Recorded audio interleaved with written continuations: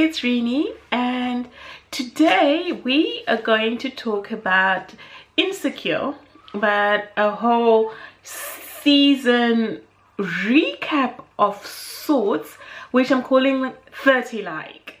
So this is mostly not going to be, you know, like a step-by-step in-depth episode review, but more just like an overall review of the whole season.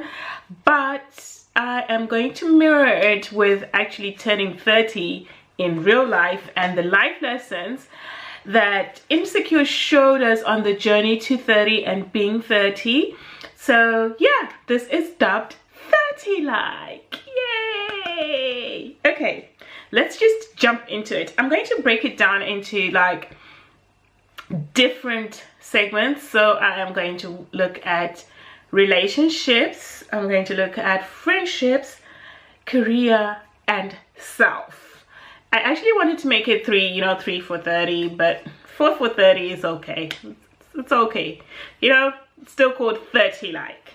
Okay, so we'll start off with relationships. We get into the season with Issa staying with Daniel and really trying, like, she's staying for free but this is her ex-boyfriend's house. However, there's blurred lines there where she's staying with him, she's on the couch, then she moves from the couch to the bed. It becomes so blurred where she is his support system when she goes to the club with him and he's beatboxing in her ears, like seriously. And then but she does move out into her own place because she's just like, if this is a thing, we need to figure it out, but not whilst I'm in the same space as you, because it's very confusing. Which really is kind of like a journey to 30 where anything that is clearly undefined, you really want to define it, or you feel like you need you to find you, and you know, just get rid of the undefined stuff, the whole, oh, we'll see what this is. Why do we have to put a label on it? Why can't it just be? When you're grown, you're kind of like, no, it has to have a name. It has to have a label. Is it going somewhere? Is it not going anywhere? What is this? Who is it serving? Is it serving me? Is it no longer serving me? And we find Issa in that space where she's actually able to uproot herself from this situation with Daniel. She goes into her own space, and then in comes Nansford, okay, Nathan, Felon Bay, you know, with all his felonious activities. But he seems to be a very good, what can I call him, rebound for Issa. In the fact that she went from this 5-year relationship, right, with Lawrence, moves in with Daniel, comes out of it, and then in comes Felon Bay, ghost-like, and he kind of appeals to a certain part of her, but also we find her being very kind of honest and open, sharing her dreams, her vision. And you have Nathan who's really telling her, go for it, girl, you can do it. And this is something that Issa needs at this point in time. You know, he's telling her, believe in yourself, anything is possible. Like whatever dream you have, yeah, just go for it. And in any of our moments, in our weakest moments, or in general in life, you always want a partner who's there rooting for you, telling you, yes, you can do this. And Nathan serves that point. However, you can tell I'm not a fan of this Sagittarius man called Nathan, who, because he ghosts on Issa, like for no reason, when she's comfortable enough. You know, he's had her here joining the Mile High Club at Coachella in a Ferris wheel, and then he ghosts. Like, he was never there. She doesn't know. She's going crazy. And I can relate, like, you know, I think everyone, a lot of people, because it caused a lot of conversations about ghosting, where a lot of people could relate either as the ghoster or the ghosted. And I feel like it really does tackle that subject and how people deal with it.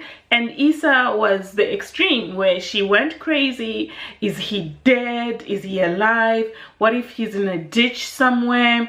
You know, she's in her pajamas, going with Molly to the house, going to his room, trying to hack onto his computer, uses like a fake Instagram account to try and see how he's doing. I actually didn't even know that this is a thing where friends have a fake Instagram account that they all use, and they use it to follow people or comment on certain pages. I didn't know it was a thing, but it actually is a real thing, because then people on Instagram are kind of like, yeah, I have something, you know, you add your significant other with a fake account just to see how they're doing on Facebook. And I was like, oh, okay. But yeah, he kind of does play on her psyche a lot. And then he comes back and he's like, yeah, sorry, you know, I had mental health issues. I was in a rut, so I went out of town, and I just was in a space where I couldn't talk to anyone. And so I'm just like, yeah, cool story, bro. However, you went ghost. You know, like, not cool story, because I'm not trying to minimize mental health issues, but just like, couldn't he have let Issa know or something?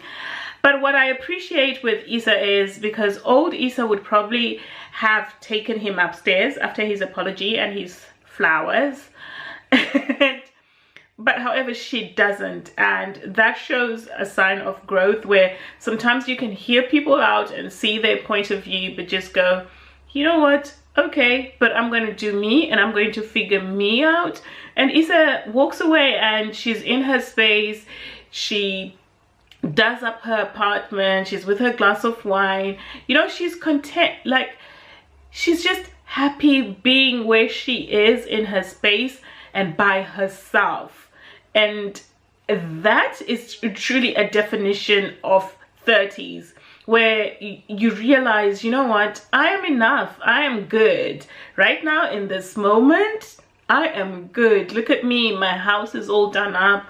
I can have wine, I can watch TV by my couch by myself. Molly, so Molly and Dro, Molly does, during this journey, Molly sets boundaries with Dro. She's like, no, you can't call me, we can't be having breakfast, we can't act like we're in a relationship when we're not. Like, it's cool you and Candice have an open relationship, but I want a full-time person who is actually just my person, not this whole feeling like the side chick, you know. He's there but he's not there. He's waking up with her, oh, can we go for pancakes? Or he's calling her, they're talking about her job. You know, the conversations that you actually would have with your partner. Dro is doing that, but he's not fully committed to Molly, and Molly is just like, I don't need this. She sets boundaries. And then when she finds out that Candice and Dro are actually expecting their first child, she's kind of really, it hurts her, because now she's feeling really used. And was he lying to me? Did he mislead me? She even uses the line that, you know, he misled me. And Agent Bay is like, a married man misled you. Like, sis, come on. You know, you walked into that knowing.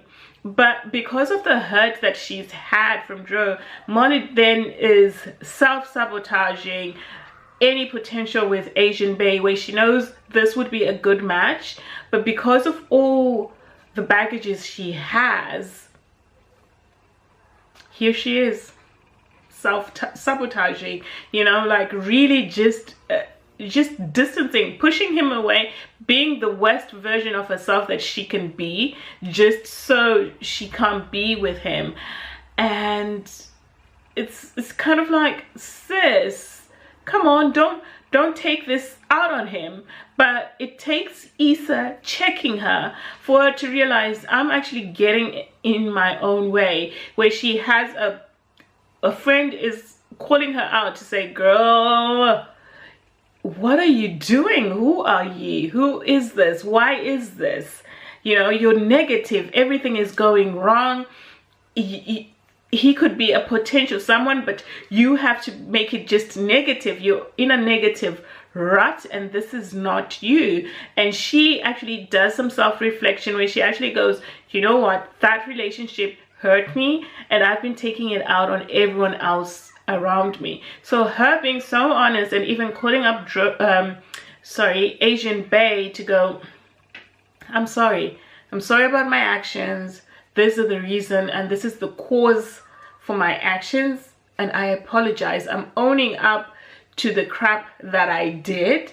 And that to me is also a journey to 30, where you still do messed up things. You're still going to mess up. You do 20-something mistakes, but what it does is taking ownership of your mistakes, apologizing, and hopefully the two of you can work through it and get along. Because I really do hope, you know, we get to the phase of her and Asian Bay navigating their relationships.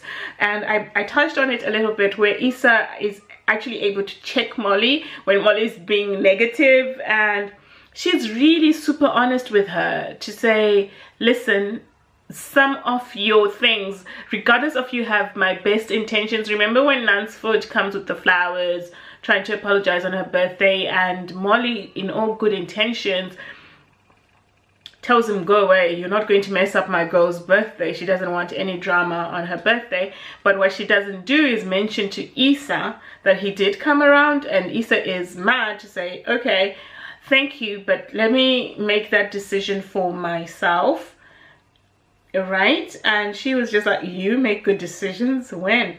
But Issa is, they have this very much honest conversation, which causes Molly to even self-reflect. And then you have, when Issa is mentioning her business plan, Molly is really not cheering Issa on. She's always saying some snide remarks, which also makes Issa really self-doubt herself. When Nathan was around, he was like, yeah, you can do it. But Molly's just like, are you sure? Are you sure? Because sometimes you want someone who's there to not just ask you, are you sure, are you sure? So, like, the best bit was Issa, Molly, Tiffany and Kelly, and the whole navigation of friendships when your friend moves into the next chapter. Because Tiffany is the only one who's married in the group. Actually, she's the only one in a relationship in the group, let alone married. And then she's pregnant, and we see them being really rubbish friends to their pregnant friend, right? Because they say Coachella is like the last big hurrah before the baby comes with all just the four of them. But when they go to Coachella, they're getting drunk, getting into fights, going away off to Ferris wheels to join the Mile High Club. It's just a lot of shenanigans that are going on. So you're either spaced out, you're either drunk and fighting, you're either away in a Ferris wheel, and you have this pregnant friend who's just there. Tiffany clearly has a new set of friends in her mummy friends. They're acting all offended to say, who are these new people? But when people move into new chapters, I feel they go where, like, they find the tribe that is similar to them, right? So you sometimes, and this is the thing in the 30s, where you either lose friends or you learn to navigate the new chapters of your friends' phases. So there are those who clearly go, oh, I'm at this new chapter, it's mummy friends, stuff you all, that's how I'm moving, right? But what we notice is when Kelly actually is honest with her to say, but I've been there for you, what are you talking about? Tiffany then realizes, okay, I think I've messed up, and they make up, and she makes Kelly the godmother, which is the other thing of where you're in a new chapter, but you value those friends who are not at that stage with you. So you learn how to navigate those friendships. So that's all about being in your 30s. You learn how to navigate. It's either you're going to lose those friends, or if you value their friendships, regardless of what stage you're in, you try to find a middle ground where you can all be together. It's trying to be inclusive of your friends, and being very much like the ones that are single, being very much cognizant that their other friends have these things going on. They have family, they have a husband, they have a child, and that person also not looking down on the single ones to say, oh well, you have all the time in the world and all this stuff. It's about balancing it all together, regardless of what phases you're in. And that's a lesson that you learn, right? When you get into your 30s, like, it's either we're going to learn how to navigate this thing, or it's deuces and people move and go in the separate directions. So with career, I really want to touch upon Molly, because I feel like what Molly's character actually shows us is Molly having the mindset of a man, but not just any man, right? Of a white male in the corporate industry, right? So she's put herself in this mindset to say, I want to get to partner, and I am going to do all things necessary to get me there. I have an agenda, I have a goal, this is where my career is going, I am going to make partner. And in so doing, she really does put herself in the mindset of, what would a white man in a law firm do? This is what he's going to do. He's going to make sure the partners notice him. He's going to do this and this. He's going to align himself with the guy that is doing things and all these things. And that's what she does, right? However, because Molly is a woman, she technically gets punished by ending up being on an island by herself, right? And it's this whole office niceability politics in the office that is actually expected just of women and of black women. You're meant to be nice, you're meant to be likable, you're not meant to then trample all around your colleagues. Your colleagues should be your friends. You should learn how to navigate the space and all these things. And even when her other two co-workers and the guy, I forgot his name, when he goes to work with them on a case and leaves Molly as just the lead by herself, they all are like, oh, congratulations, Molly, and looking at her like, oh, okay. But it's like, if this was a man doing this, it'll be like, oh, that's just how he is. It shows how some, you know, strategies are just acceptable when it's a man, but had Molly been a dude, I doubt Molly would be on an island by herself, right? However, it's also like Issa calls it Annalise Keating her way to this, because we know all how Annalise Keating and How to Get Away with Murder is with her colleagues. And it's also that, right? Because why is it like Annalise Keating it? Why are we making it sound so morbid, so bad? Like, oh, so when you get to partner, you just want to be there by yourself. Would someone actually have this conversation with a man, is my question. Would Lawrence and his friends sit there and then it would be like, yeah, is that so?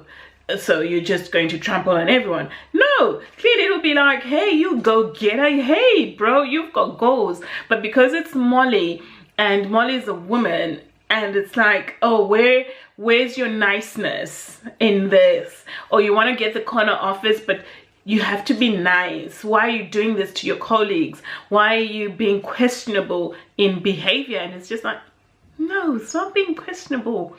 You know, she's just got dreams. She's got just ambition. But there's the whole nice ability politics that comes into play. And I feel like Insecure shows that, and it's a real thing in the workplace when you're really working to get through to your goals in your career, when you're working your way up on the ladder, you have these things of how am I going to navigate this with niceness but also still maintain my goal. Issa, who's realizing her job at We Got You is no longer serving her, so she quit. And in order to save, she had to find a second hustle, so she's a Lyft driver. She has the idea of Musically, her block party project for her neighborhood. But once again, when she faces so many no's in her early stages, this is just her early stages, she's just like, nope, you know what, entrepreneurship is not for me. I am going back. I'm going to look for a regular job and let me go back to my comfort zone, right? And she even tells Molly, I'm just going to go back to my comfort zone. And Molly's like, yeah, I think that's better instead of that whole hassle. However, it's kind of like, girl, those were just your no's. You're going to face no's. But when they're at that event and she meets the organizer of the event, who also happens to be Tiffany's friend, she then asks her questions of, girl, how did you do this?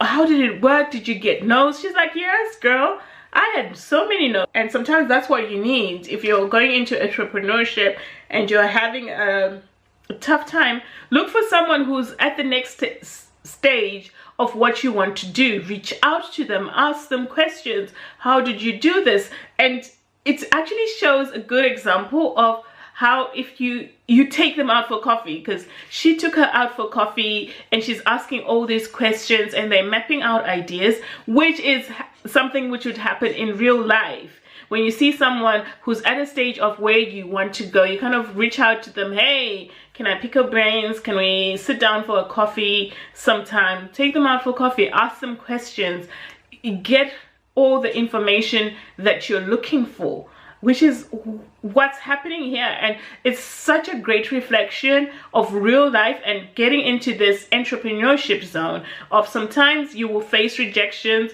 but don't just go back to your comfort zone. I'm going to just whiz through because it's on a 24-minute mark. I don't know how long this video is. I hope you guys stay and watch this. Okay, Journey to Sound.